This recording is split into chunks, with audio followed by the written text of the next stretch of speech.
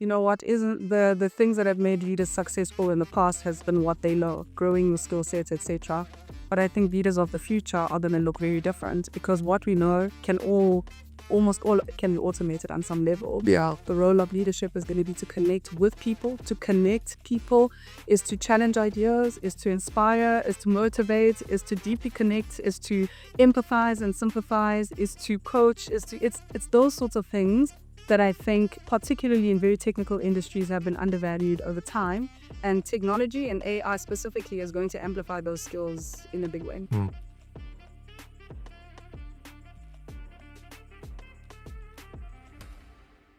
Hi, welcome.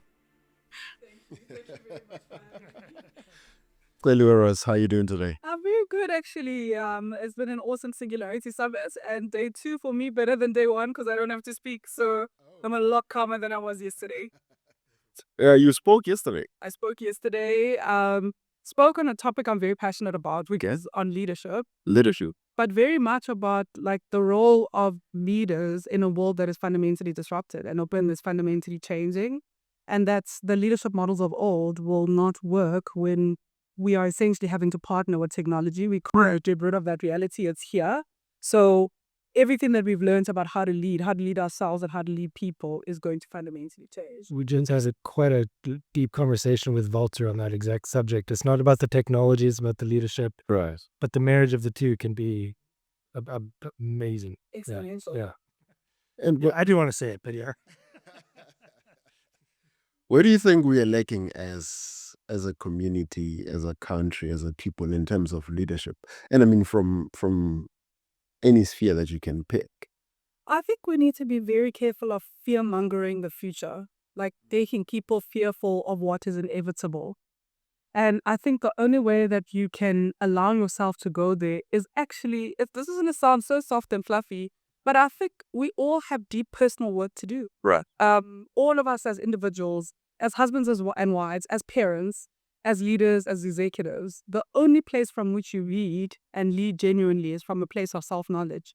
And also knowing yourself allows you to accept yourself, but also allows you to want to learn or unlearn or change things that you think, oh, I didn't know that about myself. I should do this differently.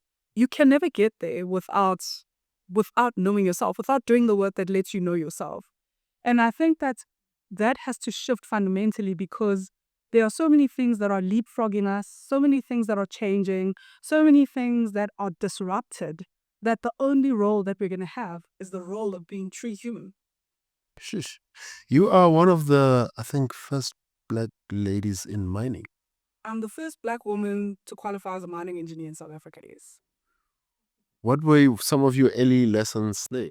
So you can imagine, I have an identical twin. Both of us are engineers. And both of us are like non-traditional engineers, if you could call it that. She's a civil engineer, Right. a mining engineer. So there are so many early leadership lessons from that time of my life that I take through to today. It's part of what I spoke about yesterday. So firstly, when I arrived on the mine, I was the first Black woman and I was working in a small mining town called Steelport. Steelport is equidistant from Polokwane as it is to Witbank. It's basically in the middle of nowhere if you want to contextualize it. Mother Nature is kind like that. And I was a 22-year-old graduate arriving in a place where, honestly, it just was never created for someone that looked like me. That it just didn't make sense. Right. And I remember the first day I had to go underground. Chrome mines are not like gold mines. Most people in South Africa think of underground as a vertical path going down. Chrome occurs in a horizontal angle. So you go underground by what's called a chairlift. It's like a merry-go-round that goes down but at an angle like this. And I was standing at the entrance and I saw a chairlift for the first time in my life. And there was a whole gang of men preparing to go on shift. It's 6 o'clock in the morning. Right. They're going to start their morning shift. And they obviously noticed that there's a stranger amongst them. They work together all the time. And they start to realize this stranger is a female. Good. So, got a ponytail, figure out the physiques. And I'm now in this queue to this chairlift. And I'm trying to watch what they're all doing. When I get to the front, I say to the guy behind me, do you want to go to it? Everybody is like standing and racing to see what I'm in. And I'm thinking about this in an engineering way, trying to figure out the mechanics of what's going on. And then I muster up the courage, and I pull the pole and I sit and book. And the whole underground erupts. That whole ship just go. The queen is coming. Very first introduction to community, to inceptions. But also you can imagine when you work underground, your life depends on the team that you work with. So you can die every single day. You can run out of water. You can run out of air. You can have a rock fall on you or the ground collapse on you. Anything can happen to you. What you do together as a team brings you life. It brings you earnings and productivity and all other things, but it brings you life. And so, like gathering in the morning every day, oftentimes it starts with a prayer. It starts with a safety briefing. It starts with a production plan. Where do you want to go today? What do you want to achieve? How will we know we exceed our targets? But anyway, long story short, I really had to find a place that I could contribute. I was not physically strong, certainly not as strong as the guys I was working with. I couldn't run as fast. I couldn't lift as high, any of that. And I wanted to find a place to be valuable. And even though when you thought about it, like in my section anyway, we were all black. So you could say that that was common. But we were also very different. I was young, they were older. I was female, they were men. I was educated. Most of them actually were functionally literate. They didn't finish primary school. And on surface, in a geological office, I found a piece of software that I'd studied in university that was a production planning tool. And in short, I actually learned how to translate the production underground onto these full-scale 1 and 200 scale maps. That's physical map, but then digitalizing that process, which enabled them to actually accelerate what they did from a planning perspective for the next month, for the next quarter, for the next 5 years eventually. And so, like, it was about finding the place where you can be truly valuable in a place that sometimes is not set up for you in any way.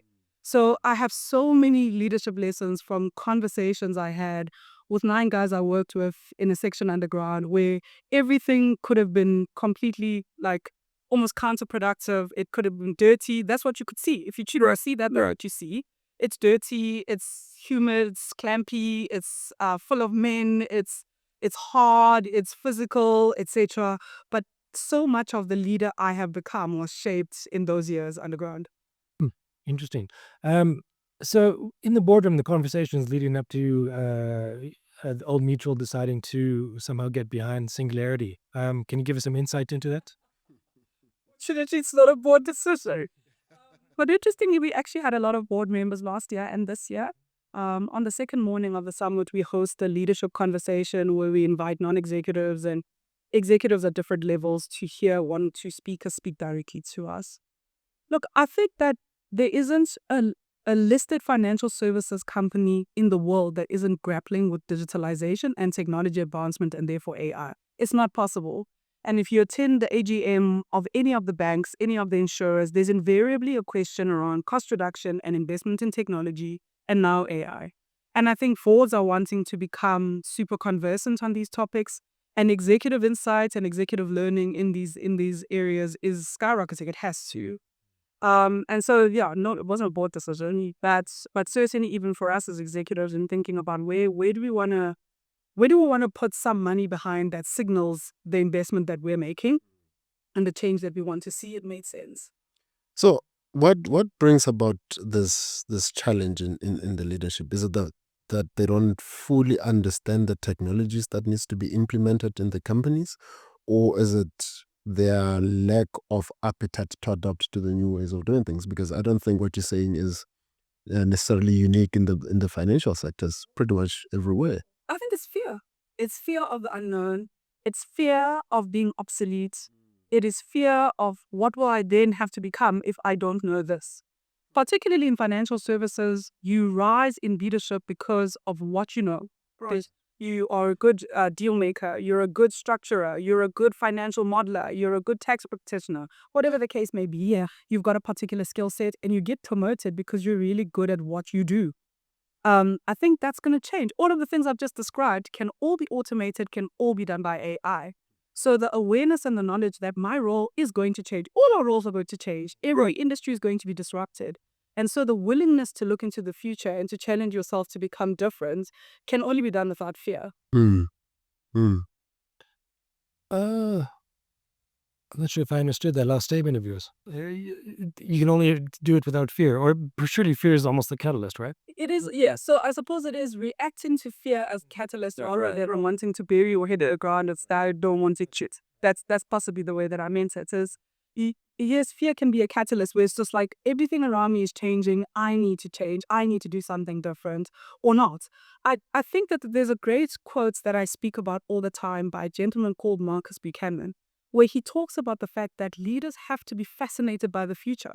You have to. And when you are, it has to propel you. It has to change you. You have to want to get there. The delta between where you are and where you need to get to is what should fuel you. Not everybody's wired that way. I think as human beings, change is petrifying. It is. It's not easy to listen to some of the conversations in the summit and not be petrified. So my own children.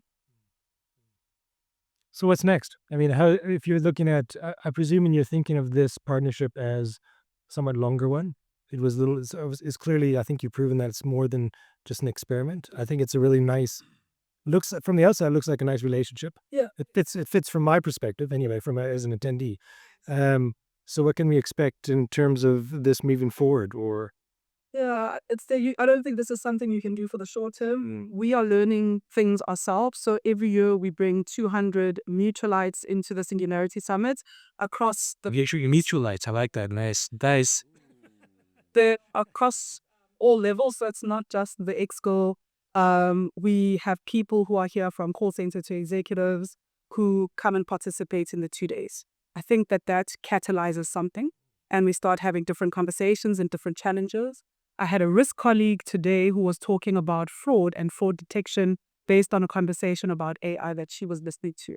And the fact that she's going to go away and start thinking, and she doesn't even live in South Africa, she's in Kenya, it's that mood. I think that's why the partnership makes sense.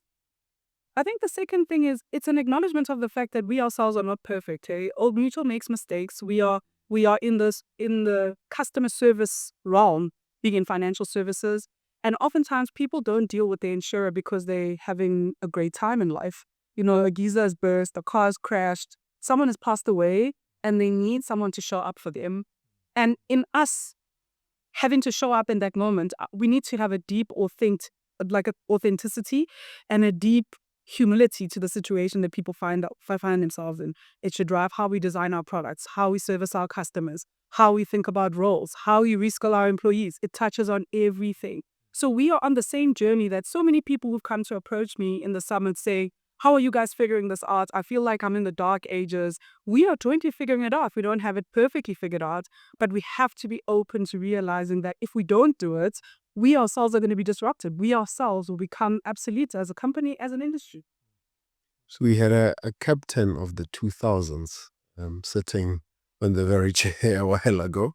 And one of his observations was there are very few, if any, young people around the summit. Is that by design, or is it do you guys have a plan to be more inclusive? Or was it by cost as well? Yeah, so we're gonna say I think that's a big driver. Coming to the Singularity Summit is not something that everybody would be able to afford, and many people are here because of corporate sponsorship. Right. Because their employer has bought a bulk set of tickets, and employees can come, and you get a few entrepreneurial types who are here. But they're super successful. Them.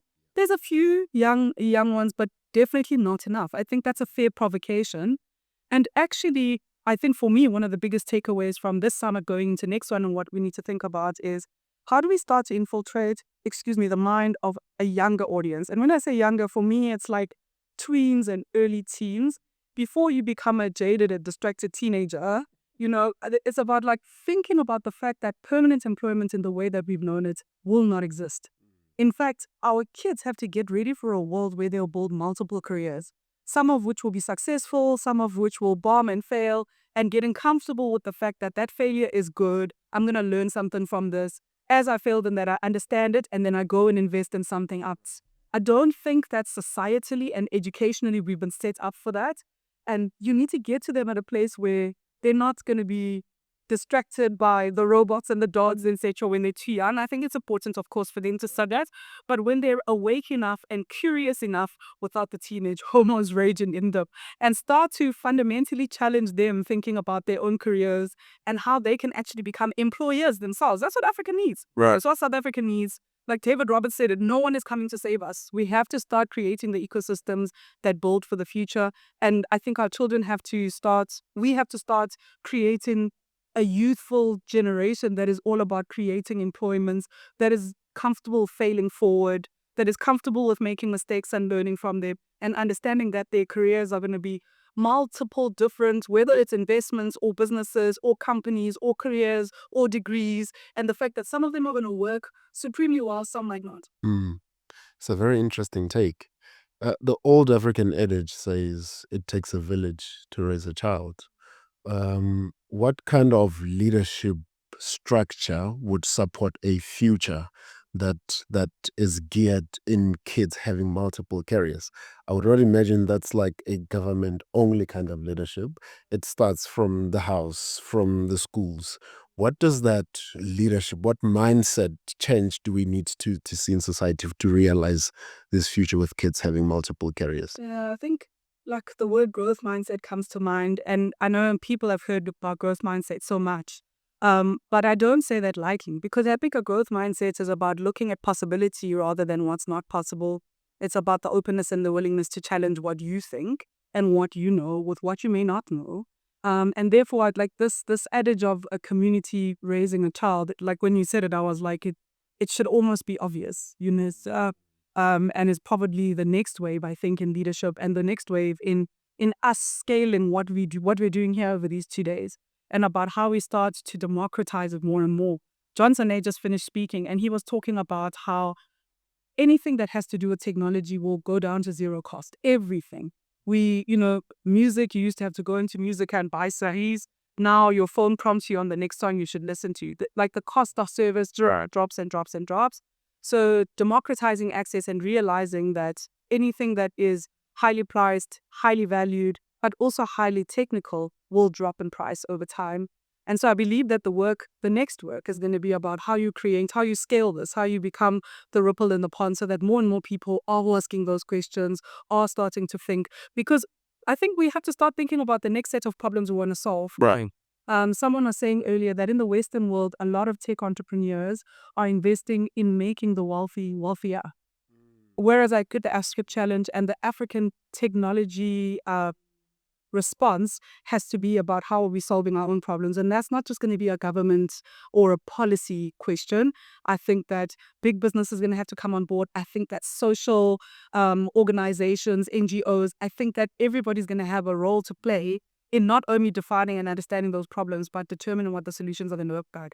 And I would almost predict that the solutions are going to come from the most unlikely of places. 100%. It would definitely come from the most unlikely of places.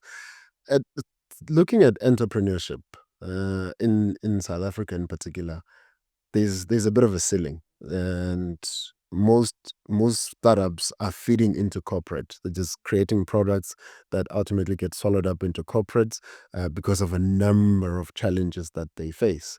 Again, speaking and looking into leadership, what leadership mindsets should founders and tech entrepreneurs have to find ways and solutions to scale their startups beyond just being absorbed as little products within bigger corporations? Yeah. Look, I'm not an expert on SMEs, but the little that I know and have interacted with, there's oftentimes, particularly in South Africa, people go into entrepreneurship out of necessity.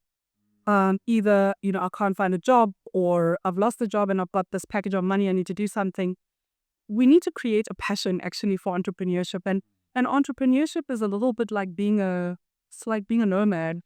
It's like being an outcast and having to live in a country or a society that isn't naturally there to accept you, but you have to find a way of thriving in it. And I don't know that societally we've really built that muscle. We have to build it. So that it's not out of necessity, it's out of wanting and desiring scale. And therefore it means I'm not just going to do this business or this one service. I'm constantly thinking about what's next. It's like the mindset of a venture capitalist. venture capitalists know that they're going to put their money in 20, 30 different ventures, but the truly successful ones might be only 2 or 3. It's the comfort with that and this need to be able to experiment, to build, to start interacting with the world from a problem-solving mindset. Like, what's the next challenge that I'm there to solve? It's the same thing about doing what you're passionate about, and then you never really work. You're just finding you become fascinated by the problems that you see and proposing solutions to them, some of which may work, many of which won't. That's tough. That is very tough. Because I'm thinking the only way we built the economy is based off of small businesses. But if we're not thinking about small businesses right, if the small businesses themselves, if we're still struggling with the quality of entrepreneurs that get into the space, second problem is the mindset. Then you get the leadership problem. How do we build this economy successfully? How do you think that there's a space for like an SME track in something like this, even if it was for 2 hours, that was almost bite-sized but quite intense? Because SMEs also struggle with resources. So if you could say to SMEs, you don't need a lawyer, you don't need an accountant, you don't need a graphic designer, you don't whatever. These are the tools that you can use. I disagree sometimes with conferences like these purporting that you need to own an iPad and you need Wi-Fi or data to be able to do everything. Many people have a phone and have data today, and they watch YouTube videos. So what we need to do is say to them, actually, here's the power of what you've got. Yeah, here's how you can translate it. So let me show you how to prompt AI. Let me show you how to critique a contract that you get. Let me show you how to use AI to build your pitch. Let me show you. Then you start to build a skill set and you make people realize that I have access to all these skills and resources for my business, just like I do for my personal job as an executive or whatever. I have access to them. But I think sometimes just saying, oh, well, AI is here, you've got it. It's not good enough. In my view, it's not enough. We've got to start taking that next leap so that people walk out here and they're like, actually, I don't have to go. I'm not saying that you don't need to study accounting. There's probably a room and space for all qualifications on some level. But if you're a small business owner, you're cash strapped, you're wanting to scale, you're wanting to think about different ideas, those are the basic capabilities that you don't need to pay anyone for. AI can do it all for you. You need to be able to critique it. You need to be able to review it. You need to be able to analyze it and pick what's important from it. But it's there. Yeah. And there's a lot of fear around AI. Some of it quite paralyzing. I mean, people fear that it's going to kill us and all of this. And why is it a function of time that we will get to a point where people are comfortable with the technology, or is AI gone, much as blockchain is? Because I mean, immediately you mention technologies like blockchain, it's quickly associated with scams, right? Because of the product that we built on the technology itself, not that the technology itself is bad. Are we going to see the same wave with AI, or will it survive this scam and big fear? I think it's going to be interesting. There was a presentation from Peter Zing, and he was kind of painting a number of doomsday scenarios around, like, when does it all go bad? How bad could it get where, the world is ungovernable, where there's no resources, where there's no governance, and there is that analysis. But, he's like, I believe that that's only a 20% possibility, which means we've got 80%. There's a possibility, but he says, there's still 80%. What does the 80% represent? And I think we're only going to start to see this over time. But if you see how much large language models and all of the kind of iterations of these GPTs are coming, it's here. I don't think we can stop it. What we are going to have to do is learn to decipher truth from fake, is to be able to analyze what we see and what we get back, and be able to make decisions, to be able to, I think, inject like a level of creativity and a level of social context that AI could never have, and is to be able to build a level of connection and translation that it's already here. Whether it's gonna, there are certain things that one has to say, for me, I get concerned, especially once we're starting to talk about human-like AI, people wanting to interact with AI in a human way, in a virtual way, especially with the loneliness and the anxiety that we face in society today. Those are big questions, and could they happen? We'll see in the fullness of time. Some of it is already starting to show itself, but we'll see in the fullness of time. But I must say, personally, I'm an optimist in that regard. I actually see the opportunity. I see it in my own work. Yeah. If I go on a meeting today, we happen to be a Microsoft client and we use Copilot. If I go into in a MS Teams meeting today, if it's a scheduled meeting, the first thing I do is record. And the second thing is I activate what is called, it's not called assistant, it's called... The thing that takes notes. It's got a facilitator option where I load my meeting agenda in and we talk. All of us are talking on various screens and it gives you an annotated feedback of the meeting. So it gives you thematic feedback, it chooses some key outcomes, and then it gives you next steps. And you could even link it back to do so that you can allocate tasks. I can tag you, and then, that's your task to do, etc. And we're going to get to the stage where it says, hey, don't forget to start setting up a meeting so you can conclude that piece. Check if that piece of work has been done. And so I don't have to, sitting in a meeting and taking notes, whilst I think it helps me focus, it actually sometimes distracts me from the conversation that's happening.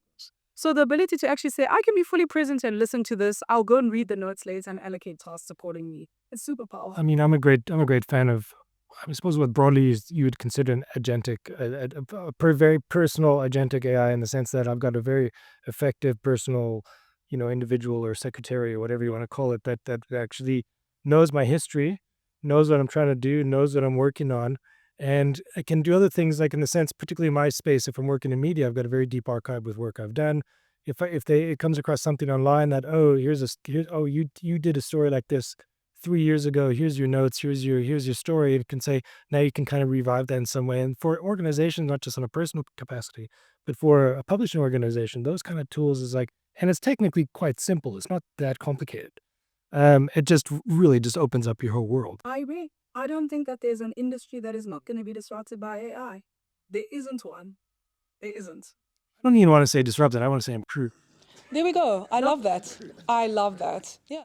So are you confident? Are you looking forward into South Africa for the next 5 years or so? You quite confident in as a from a strategic or policy perspective? You think it's on point? For sure. I think we have to be. I think that we have to continue to firstly hope, but create a future that we all want to be a part of, both in our careers, economically, in the country that we live. Our children are here, our homes and our livelihoods are here, and community, as you said, the deep sense of community is a very Pan-African concept. We have to make it better.